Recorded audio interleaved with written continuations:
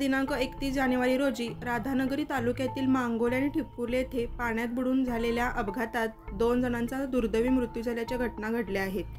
मांगोले येथील दत्तात्रय ईश्वरा पाटील हे येथील आपल्या नावली नावाच्या शेतामधील ऊस पिकाला पाणी पाजण्यासाठी गेले असता विहिरीवरील मोटार चालू करत असताना पाय घसरून विहिरीत पडले।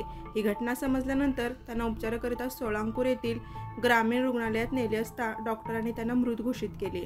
तर ठिपकुर्ले येथील वैशाली सर्जेराव कांबळे ही 40 वर्षीय महिला सकाळी 10:30च्या सुमारास कॅनलमध्ये कपडे धुण्याकरिता गेली असता पाय घसरून पडल्यामुळे मृत झाल्याची दुसरी घटना घडली।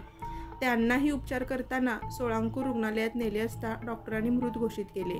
सदर दोन्ही घटनांची नोंद राधानगरी पोलीस स्टेशनमध्ये झाली असून अधिक तपास पोलीस हेड कॉन्स्टेबल शेळके आणि पोलीस हेड कॉन्स्टेबल जठार हे करत आहेत। अशाच नवीन अपडेट्स आणि आपल्या भागातील बातम्यांसाठी या चॅनलला लाईक करा, शेअर करा आणि सबस्क्राइब करा।